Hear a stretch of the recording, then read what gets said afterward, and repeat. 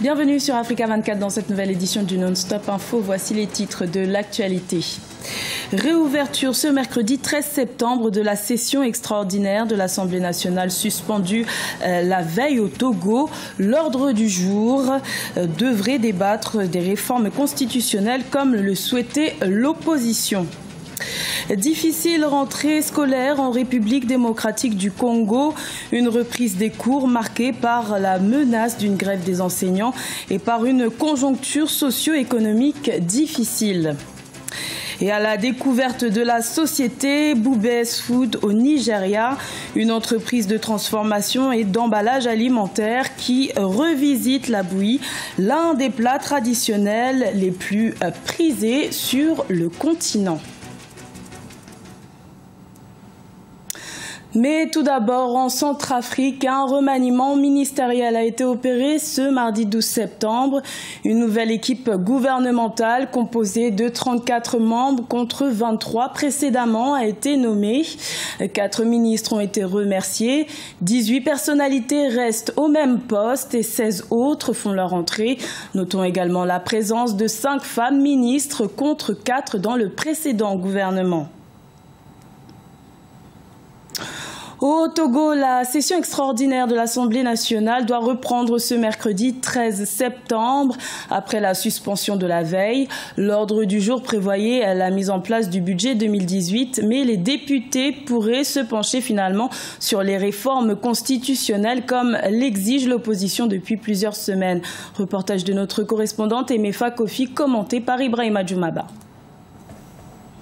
Réunis en session extraordinaire, les députés togolais ont décidé à l'ouverture de la session de plancher sur le budget de l'Assemblée nationale, exercice 2018. Cette première session a été ouverte par le président de l'Assemblée nationale qui a soumis cet ordre du jour pour amendement. L'ordre du jour n'a pas fait l'unanimité. Pour les députés de l'opposition, il est en déphasage avec la demande du peuple de procéder aux réformes constitutionnelles.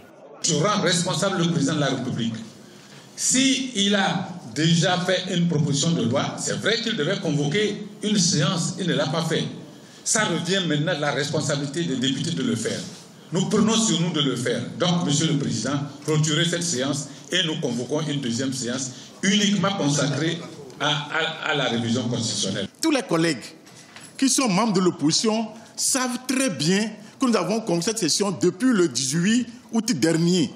Mais pourquoi ne pas l'expliquer à la masse en ces termes? Face à ces divergences de points de vue sur l'ordre du jour, le président de l'Assemblée nationale a suspendu la séance et convoque ce mercredi 13 septembre 2017 le bureau parlementaire et la conférence des présidents pour examiner le projet de loi sur les réformes constitutionnelles déposé par le gouvernement.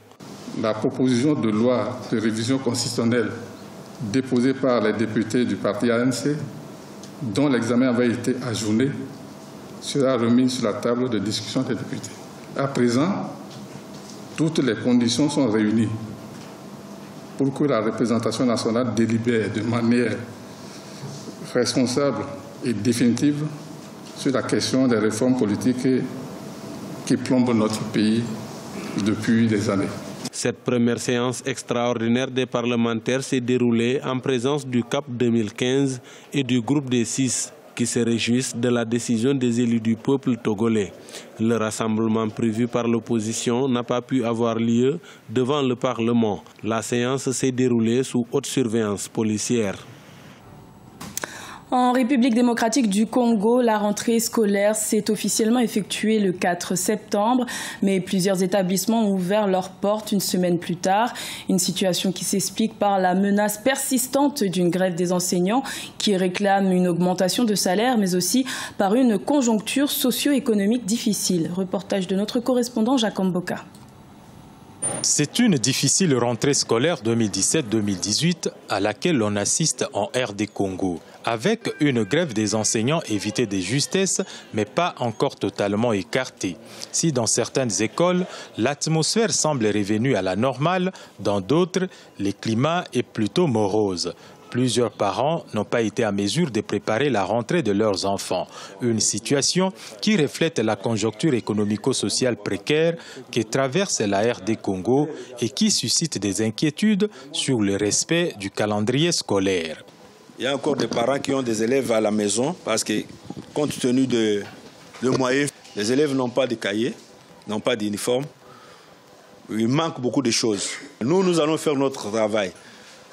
Mais si l'État congolais n'arrive pas à répondre à notre suggestion, je pense qu'on peut arrêter à mi-chemin. Prévu le 4 septembre 2017, la rentrée scolaire ne s'est effectuée que dans quelques établissements, ceci après d'âpres négociations entre les ministères de l'enseignement primaire, secondaire et professionnel et les syndicats des enseignants. À ce jour, toutes ces revendications ont un début de solution. Certes, le pays traverse une période difficile, mais la volonté de rencontrer les préoccupations de nos syndicalistes est tout à fait palpable parce qu'eux-mêmes en sont conscients. Le secteur de l'enseignement congolais mérite plus d'attention de l'État. La prise en charge des enseignants par les parents dans les établissements publics est un facteur qui crée un sentiment de redevabilité des enseignants vis-à-vis des parents, affectant naturellement la qualité et les résultats scolaires des élèves. Avec un salaire mensuel de 120 à 140 000 francs congolais, soit moins de $100, les enseignants estiment qu'il leur est difficile de donner le meilleur d'eux-mêmes.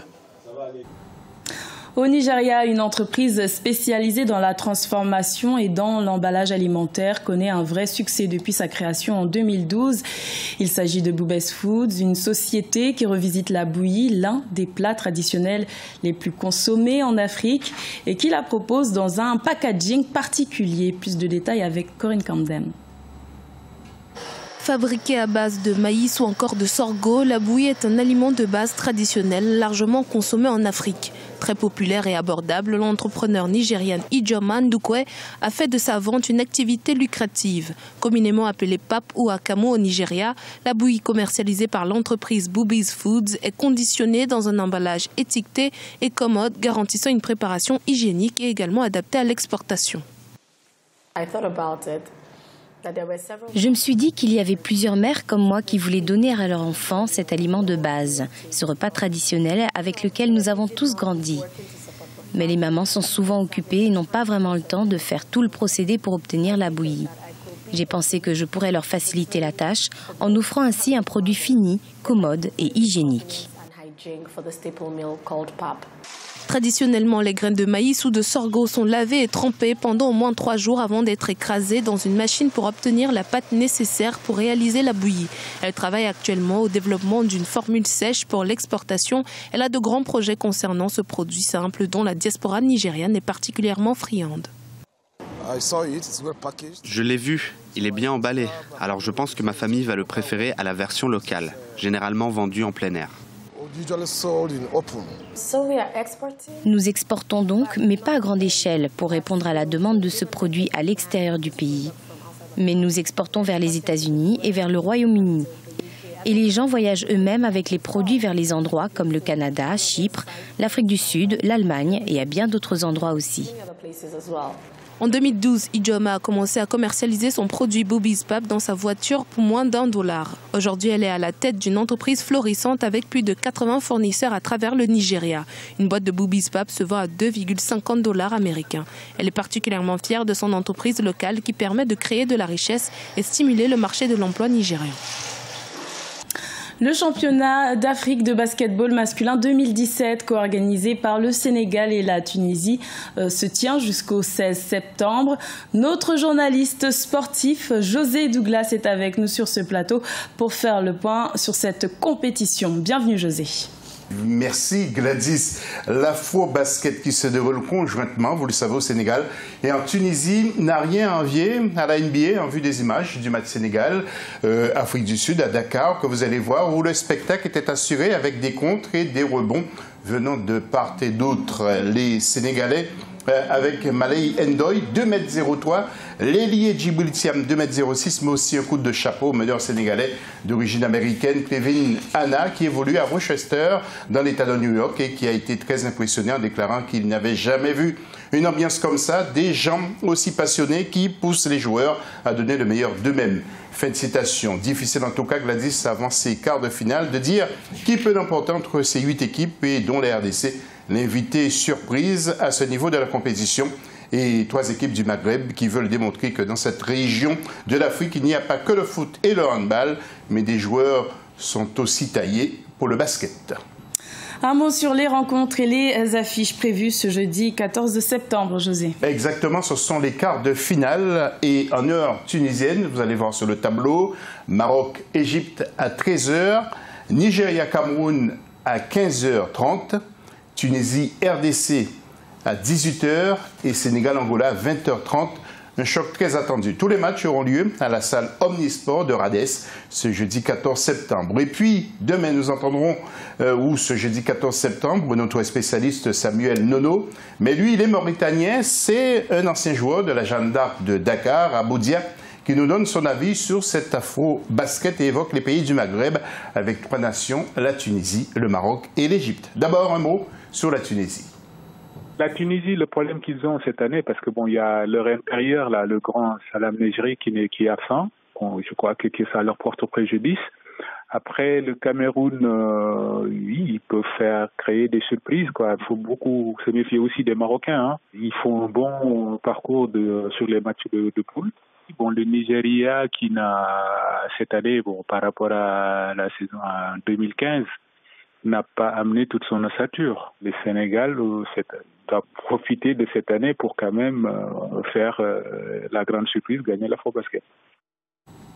Et comment les organisateurs perçoivent-ils l'organisation de cette compétition, José? Justement, alors c'est la réaction du vice-président de la Fédération internationale de basket Afrique, FIBA, M. Aman Niang, homme politique malien également, qui a réagi sur la qualité de l'organisation et en Tunisie, surtout avec cette 29e édition. Alors, sur le plan matériel et logistique, tout a été parfait, a-t-il dit, et les conditions de la compétition se déroulent dans la sportivité, dans le fair play, ce qui est le plus important. Il a également souligné l'enthousiasme et la ferveur qui règnent, ainsi que la solidarité qu'il a constatée vis-à-vis d'une jeunesse africaine en quête de promotion à travers le basket. La Tunisie honore toute l'Afrique en organisant cette compétition pour la 2e fois en 4 ans, a-t-il indiqué, en ajoutant que le meilleur gagne. Voilà donc, Gladys, ce qu'il faut retenir.